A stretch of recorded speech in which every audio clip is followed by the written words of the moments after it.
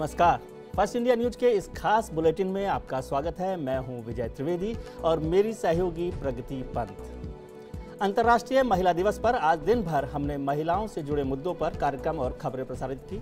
हम सभी महिलाओं का न केवल सम्मान करते हैं बल्कि चाहते हैं कि उनकी भागीदारी लगातार बढ़े। Crime against women at work places पर नजर रखने के लिए फर्स्ट इंडिया राजस्थान का अकेला चैनल है जहां इसके लिए उच्च स्तरीय कमेटी बनाई गई है। वैसे इसके साथ ही हमने आज हमारे इस खास बुलेटिन के लिए सामाजिक क्षेत्र से जुड़ी रेणु सिंह को गेस्ट एडिटर की जिम्मेदारी संभालने का आग्रह किया। रेणु सिंह प्रदेश में सामाजिक क्षेत्र में एक जाना पहचाना नाम है। रेणु सिंह 2 साल तक हेल्पेज की स्टेट हेड रह चुकी हैं। ये संस्था बुजुर्गों के लिए काम करती है। इसके अलावा वे दिशा संस्थान से भी जुड़ी हैं। ये संस्था डिसेबल्ड बच्चों के लिए काम करती है। रेणु सिंह हमेशा सामाजिक सरोकारों से जुड़ी रहती हैं। प्रदेश में राज्य सरकार ने रेणु सिंह को राज्य के विशेष योग्यजन यानी कि निःशक्तजन आयुक्त का जिम्मा दिया, जिस पर उन्होंने बेहतरीन काम किया।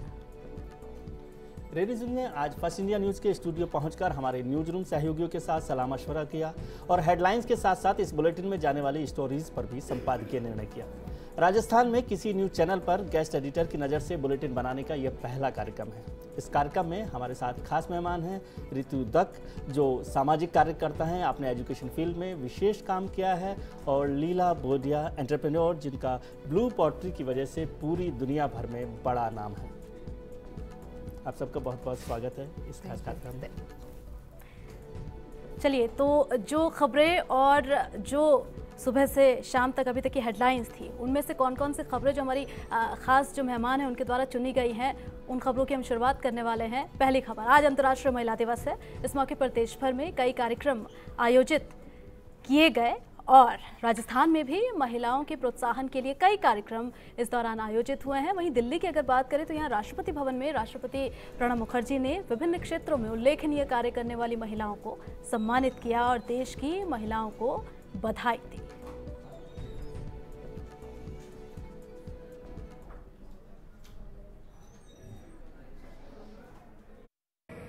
And through you, I would like to convey my felicitations to all the women of India on International Women's Day. चलिए, तो खबरों की शुरुआत हम इस तरह से कर रहे हैं कि जो खास मेहमान हमारे यहाँ आए हुए हैं उन्होंने ये खबरें चुनी हैं और उन्हीं खबरों को हम दिखा रहे हैं।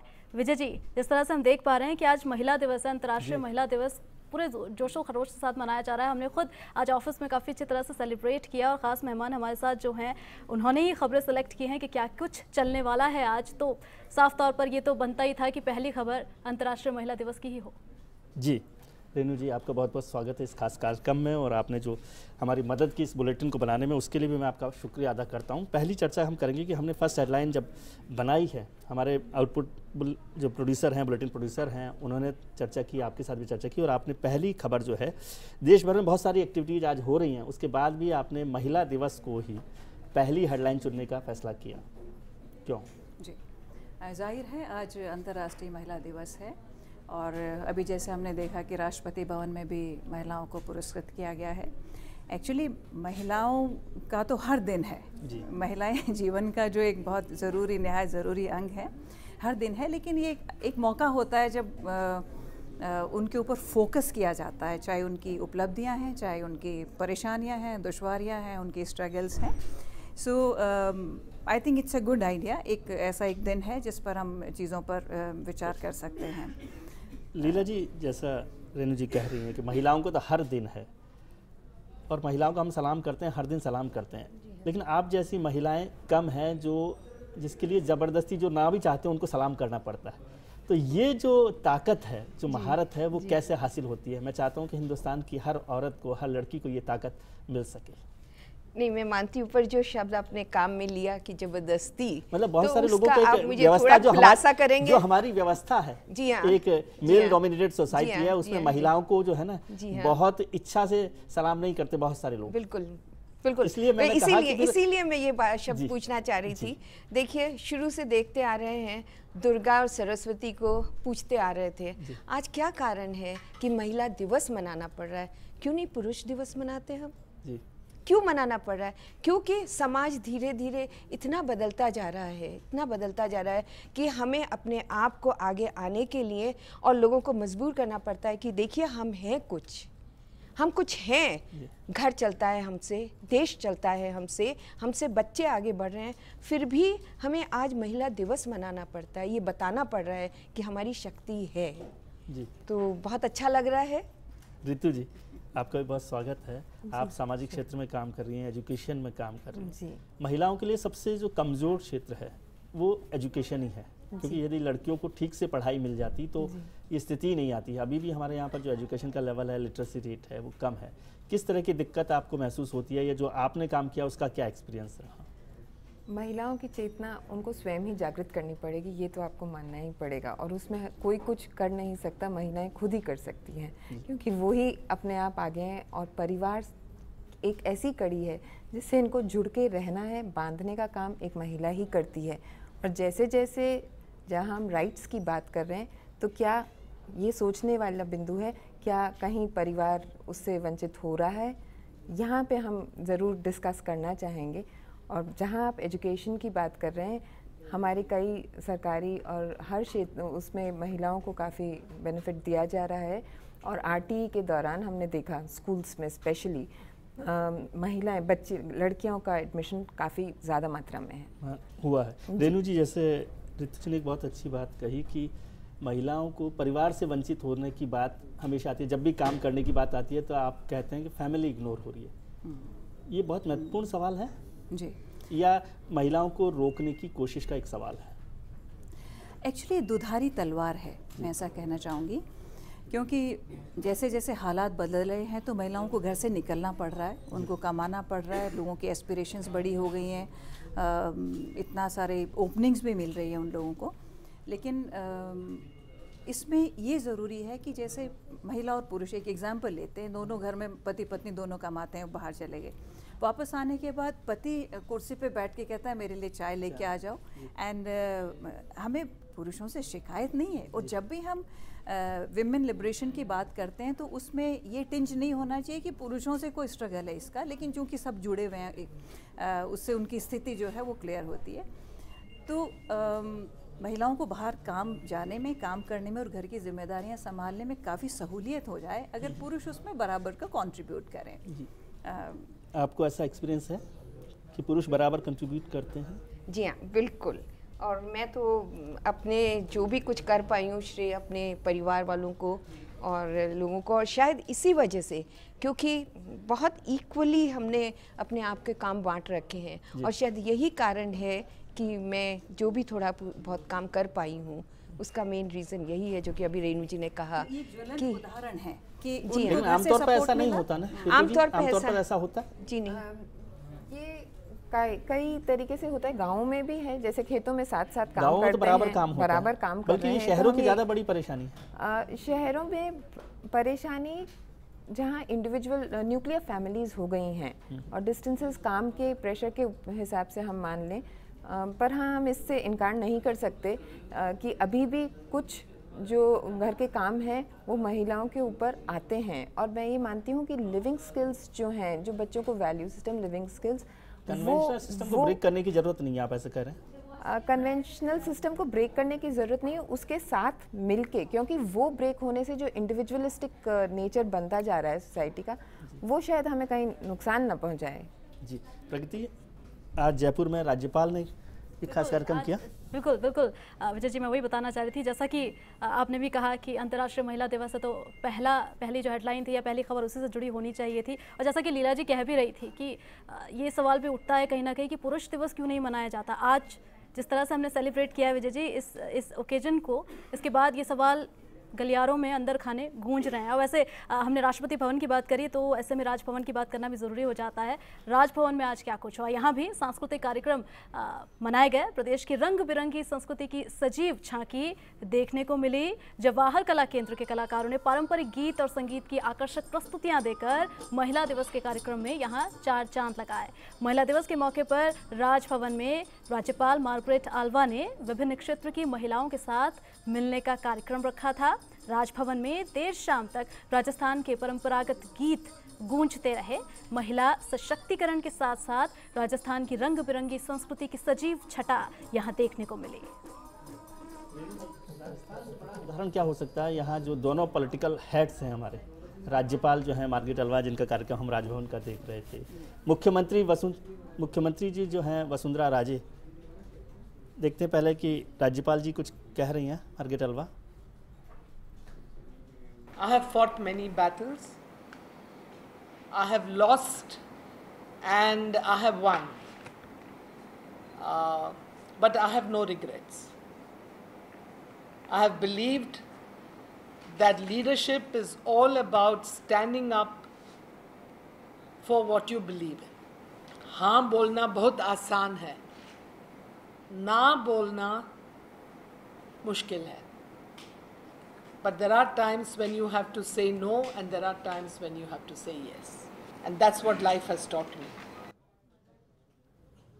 रेणु जी, जैसे गवर्नर भी कह रही हैं मार्गरेट अलवा की फॉट सो मेनी बैटल्स, क्या वजह है कि सारी लड़ाइयाँ औरतों को लड़नी पड़ रही है? हम जो जिक्र कर रहे थे कि राज्यपाल भी यहाँ पर महिला हैं, मुख्यमंत्री भी महिला हैं और दोनों ही बहुत दबंग लोग हैं। ऐसे केवल फॉर्मल एक सिग्नेचर वाले लोग नहीं हैं, दोनों पॉलिटिकल हेड्स बहुत दबंग लोग हैं। उसके बाद भी हम बैठकर महिला सशक्तिकरण की बात करते रहे, तो इसका मतलब कुछ गड़बड़ तो है, कुछ गड़बड़ झाला है। गड़बड़ झाला पूरा है, क्योंकि कितनी महिलाएं इतनी आगे जा पाती हैं। अगर हम देखें ओवरऑल पॉपुलेशन को देखें, कितने घरों की महिलाएं बाहर निकलती हैं। जब ये क्या उनकी जिम्मेदारी नहीं है कि जिसको मौका मिला है, रेणु सिंह को मौका मिले तो उनकी जिम्मेदारी बनती है कि वो महिलाओं को आगे बढ़ाएं। ऋतु दत्त को मौका मिले, मार्गरेट अलवा को मौका मिले, वसुंधरा राजे को मौका मिले। यदि वो ही आगे नहीं बढ़ाएंगी, विजय त्रिवेदी का इंतजार करेंगी, नरेंद्र मोदी का इंतजार करेंगे, मनमोहन सिंह का इंतजार करेंगे, फिर कैसे होगा? नहीं, I think way very fortunate कि जो भी हमारे दोनों लीडर्स हैं इस समय स्टेट में, वो काफ़ी सेंसिटिव हैं विमेन के इश्यूज़ के ऊपर। और ये एक बहुत जायज़ बात है कि जब भी हमारे पास विमेन लीडर्स आ गए हैं तो वो क्योंकि एक तो सेंसिटिविटी के कारण वो समझ पाते हैं कि प्रॉब्लम्स क्या है, और वो चीफ मिनिस्टर या गवर्नर ही पैदा नहीं हुई हैं। उन्होंने एक लंबा रास्ता तय किया वहाँ, उस रास्ते के दौरान उनके सामने जो जो दुश्वारियाँ आई हैं, जो जो परेशानियाँ मुश्किलात आई हैं, उनके चलते वो शायद इन मुश्किलों को ज़्यादा समझ पाती हैं और उनको कैसे काउंटर करके और आने वाली जनरेशन के लिए कैसे चीज़ों को आसान बनाया जा सकता है। आई एम श्योर एक बड़े लेवल के ऊपर ये डिसीजंस लेते हैं तो काफ़ी रास्ते आसान हो जाते हैं। लीला जी, मायावती, ममता बनर्जी, जयललिता, सोनिया गांधी, वसुंधरा राजे, उमा भारती, बहुत सारे नाम आज, शीला दीक्षित जब गवर्नर हो गई हैं केरल की, अभी तक वहाँ पर दिल्ली में मुख्यमंत्री थी 15 साल। इतनी लंबी लिस्ट है। इंदिरा गांधी से ये भी यदि हम शुरू करें तो बहुत लंबी लिस्ट है हमारे पास, और उसके अलावा पंचायत लेवल पर, नगर पालिका लेवल पर तो 50% लीडरशिप हमारे पास है। विधानसभाओं में भी 10% के करीबन महिलाएं हैं। लेकिन फिर भी मुझे लग रहा है, जो बात मैं रेणु जी से पूछ रहा था, कि कितनी ताकत चाहिए कि जब महिलाओं को असली ताकत मिले। देखिए, ताकत की बात जब आप करते हैं तो सबसे पहले तो मैं ये कहूँगी कि महिलाओं को दोहरी भूमिका तो निभानी पड़ती है। एक घर है और एक बाहर की दुनिया है जी। और मेरा ये मानना है कि सबसे पहले हमारे लिए घर आता है। अगर हम घर सुचारू रूप से चला पाते हैं तो दुनिया भी चला पाएंगे। और जिसका भी घर सशक्तिकरण, अगर घर में हमारी सब लोग बात सुन रहे हैं, इसका मतलब हम सशक्तिकरण हो रहा है। मान लिया, ये जिम्मेदारी अपने आप ओढ़ लिया आपने, हाँ, कि आप घर अच्छे से चला पाएंगे तो सब कुछ ठीक चलेगा। ये मर्द की जिम्मेदारी नहीं समझते।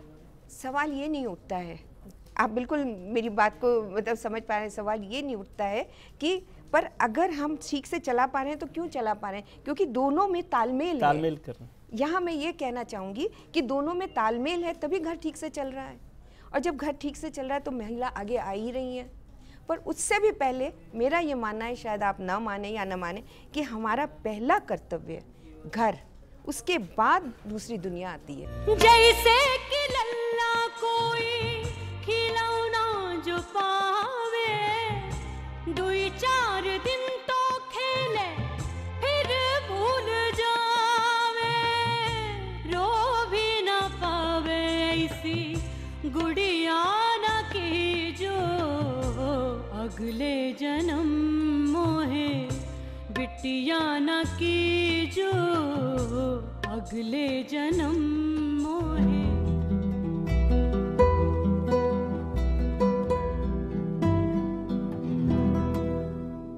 हमारे साथ हैं लक्ष्मी, जिन पर 2005 में एसिड अटैक हुआ था, और उनके साथ हैं आलोक, जो उनके लाइफ पार्टनर हैं और दुनिया की ज़िंदगी बदलने में लगे हुए हैं।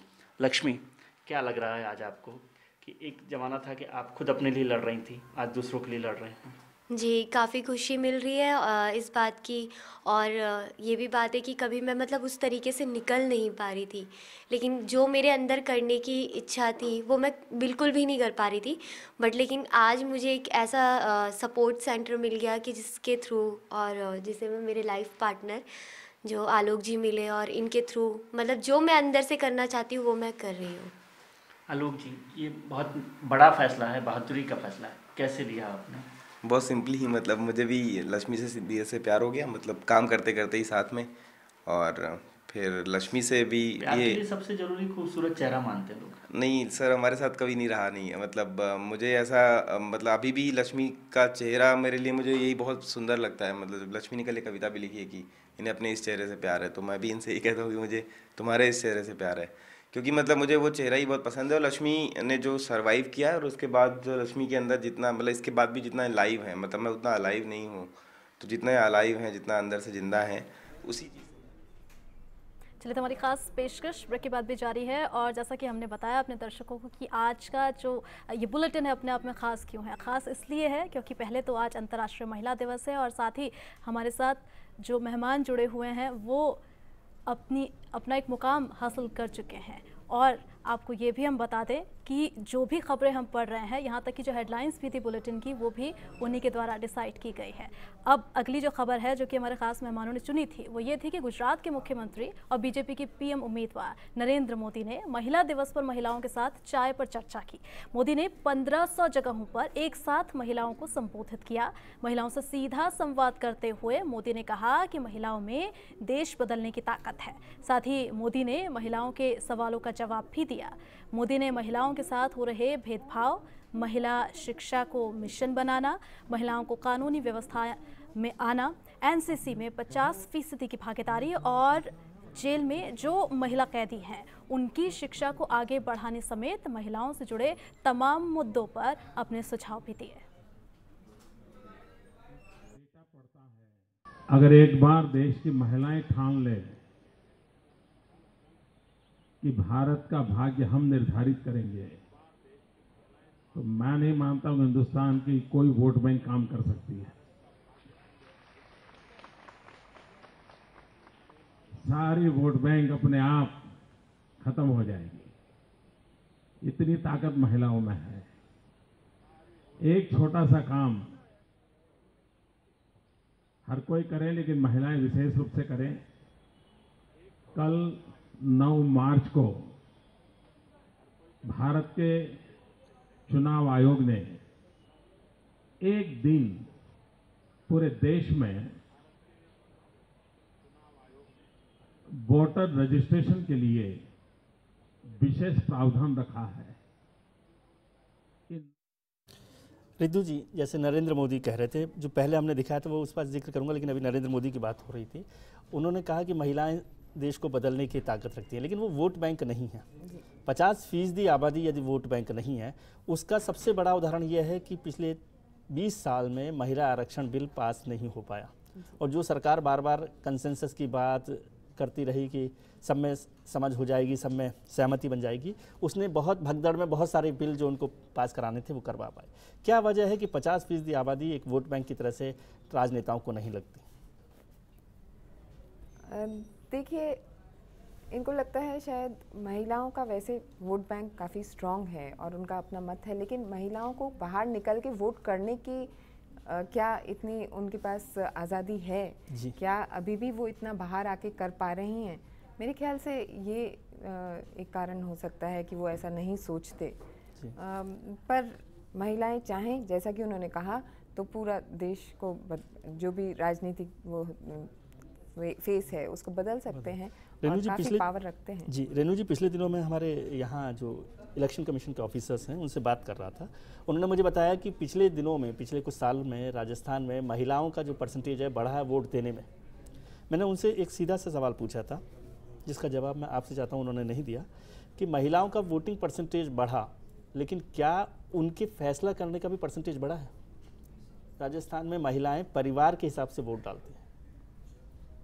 जी कि जो हस्बैंड ने कहा है, जो बेटे ने कहा है, जो भी यहाँ पर मुखिया जिसे हम कहते हैं। दुरुस्त बात है। हालांकि शहरों में और गांव की पॉपुलेशन में थोड़ा सा फ़र्क ज़रूर हम मानेंगे कि शहरों में जो ज़्यादा देखिए जो डिसीजन लेने की जो क्षमता बनती है वो एजुकेशन के साथ में बनती है। और गांव का और शहरों में जो ये बेसिक डिफरेंस हमें लगता है वो इसी की एक वजह है। शहरों में अपनी इंडिपेंडेंट थॉट है लोगों की, लेकिन गांव में अभी भी वही हाल है। जो घर में घर के आदमियों ने जो उनको कह दिया वही उन्हीं को वोट उनको देना पड़ता है। जी सच है ये बात? बिल्कुल। क्या किसी परिवार में अलग अलग वोट डालते हैं आपके परिवार में? जी हाँ, यहाँ पे किसको डाल रहे हैं, लेकिन एक परिवार में तो अलग अलग डालने का, पर गांव की बात आ रही थी तो मैं उस पर जरा वो कहना है। पिछले 30 साल से तो मैं बाकायदा गांव में जा रही हूँ, और वहाँ पे क्या होता है कि अगर पंचायत ने या घर के किसी उसने कह दिया कि उसी को वोट डालना है तो वो वहीं पे डालेंगे। अभी भी उनकी अपनी जो इच्छा, और वो इच्छा भी कुछ नहीं करेगी क्योंकि वो उस चीज़ को समझ ही नहीं पा रहे हैं अभी। जी। नहीं, वो जो नहीं समझ पा रहे उनको छोड़ देते हैं हम। जी। जो समझ पा रहे हैं, क्या वो ये फैसला कर रहे हैं? महत्वपूर्ण वो है। बिल्कुल कर रहे हैं। क्या शहरों में ऐसा होता है ऋतु जी? जी हाँ। मेरे ख्याल से क्योंकि घर में जब आपस में बातचीत होती है तो एक फिलॉसफी उसको ही फॉलो करते हैं, और सब सुनी सुनाई बातों में आके शायद उसका असर हो जाता है, तो घर की एक कॉमन सोच बन जाती है। तो हम ये नहीं कह सकते कि हम कोई एक दूसरे से ज़्यादा इन्फ्लुएंस हो रहे हैं, पर किसी का दबाव है या इसलिए हम डाल रहे हैं। नहीं, दबाव नहीं है, लेकिन वो ओवरऑल एक सोच बन जाती सोच बन रही है, और हम उस सोच से खुद सहमत हैं, इसलिए फिर वो जाके पर कितना खुद पढ़ के, खुद एनालाइज करके, अपने दिमाग से, सोच से एनालाइज करके डाल रहे हैं, ये शायद सोचने के बाद। चलिए इस पर चर्चा जारी रखेंगे ब्रेक के बाद कि क्या होना चाहिए, महिलाएं किस तरह से वोट बैंक बन सकती हैं। लेकिन पहले चलेंगे प्रगति के पास। बिल्कुल जिस तरह से आप लोग चर्चा कर रहे थे, ये तो बिल्कुल साफ है विजय जी, इसमें कोई दो राय नहीं है कि वोटिंग परसेंटेज बढ़ा है, लेकिन महिलाओं की जो हालत है उसमें कितना सुधार हुआ है ये भी देखने वाली बात होगी। और यहाँ पर अपने ख़ास मेहमानों को मैं ये भी बता दूँ कि सुबह से हम कुछ खबरें इस तरह की दिखा रहे हैं, कुछ इस तरह की कहानियाँ दिखा रहे हैं जिससे कि प्रेरणा मिले महिलाओं को, ख़ासतौर पर जो महिला दर्शक हैं हमारे, उन्हें प्रेरणा मिले। एक और कहानी हम आपको दिखाने जा रहे हैं जिसमें आप ये देखेंगे कि परिस्थितियाँ अगर अनुकूल नहीं हो, लेकिन अगर कुछ कर दिखाने का चस्पा हो तो तमाम तकलीफ़ें, तमाम जो बाधाएं होती हैं खुद ब खुद हट जाती हैं आपके सामने से। इन कहानियों को ज़रा आप देखिए और समझिए।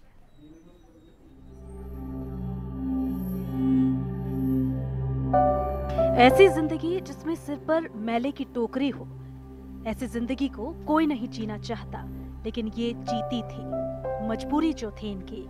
लेकिन अब जरा एक नजर रैंप पर इठलाती इन मॉडल्स पर डालिए और इत्मीनान से सिलाई बुनाई करती इन महिलाओं को भी देखिए। न तो ये प्रोफेशनल मॉडल्स हैं और न ही किसी बुटीक की वर्कर्स। ये वही महिलाएं हैं जिनसे लोग थोड़ी दूरी बनाकर चलते थे, और कभी गलती से भी अपर कास्ट के लोगों को छू दे तो उनसे माफी तक मांगनी पड़ती थी। लेकिन अब इतना बदलाव, सुनते हैं इन्हीं की जुबानी। तो बहुत ही मुश्किलों का सामना करना पड़ता था हमको पहले, पर हम नई दिशा से जुड़े हैं जब से हमारी ज़िंदगी बहुत संवर गई है और हम ज़मीन आसमान का फ़र्क आ गया है। पहले तो सर हम मेला ढोने के काम करते थे, फिर इधर हमारे बड़े सर आए, हमें सुलभ में लिया। हमको इधर आके नहीं अचार पापड़ अच्छा काम मिला, पढ़ाई लिखाई कराते हैं, प्रार्थना बोलते हैं, ब्यूटी पार्लर है, कढ़ाई सिलाई, जवे, अचार पापड़ और साफ सफाई का काम है। हमें बहुत अच्छा लगता है यहाँ। अलवर जिले की 112 महिलाएं मैला ढोने के काम को छोड़ अब घरेलू काम कर रही हैं और इनका बनाया हुआ सामान विदेशों में भी एक्सपोर्ट होता है। यही नहीं, ये खुद भी विदेश होकर आई हैं। इनकी जिंदगी अब बदल चुकी है। हमने कभी सपने में नहीं सोचा था कि हम अमेरिका जाएंगे। पहले तो हमको न्यूयॉर्क लेके गए थे सर, तो हम एरोप्लेन में बैठे, हम तो डर रहे थे क्योंकि हम तो जब उड़ती थी छोटे थे तो हम तो भागते थे उसके पीछे ही, देखते थे चील गाड़ी जा रही, चील गाड़ी जा रही। तो आज हम उसमें बैठे हैं तो हमको बहुत ही अच्छा लग रहा है। और हमारे जो परिवार के घर के हैं वो कहते हैं कि हम कभी नहीं बैठे, और मैं कोई 20-25 बार बैठ गई लौट शॉट में। इन महिलाओं ने कभी सोचा नहीं था कि इन्हें भी समाज में उठने बैठने का अधिकार मिलेगा, लेकिन अब इन्हें दुनिया में अलग पहचान मिली है। साथ ही देश के राष्ट्रपति से भी ये सम्मानित हो चुकी है। इनकी लगन और मेहनत को नई दिशा दी सुलभ इंटरनेशनल संस्था ने। जो महिलाएं पहले पूर्व में मेला ढोती थीं, उन महिलाओं को वोकेशनल ट्रेनिंग सेंटर के द्वारा इनको सिलाई, कढ़ाई, बुनाई, पेंटिंग, इसके ब्यूटी पार्लर का, बुटीक का, पापड़ जवे का, फूड का, पिकल्स का इनको बनाना सिखाया गया, जिससे कि ये धीरे धीरे सीखने के बाद ये अपना आत्मनिर्भर होना सीखें। मेला ढोने की प्रथा से मुक्त हो चुकी ये महिलाएं अब समाज से भी जुड़ने लगी हैं। विदेशों में भी अब देश का नाम रोशन कर रही हैं। दूसरों के लिए मिसाल बनी ये महिलाएं अब आत्मनिर्भर बन चुकी हैं।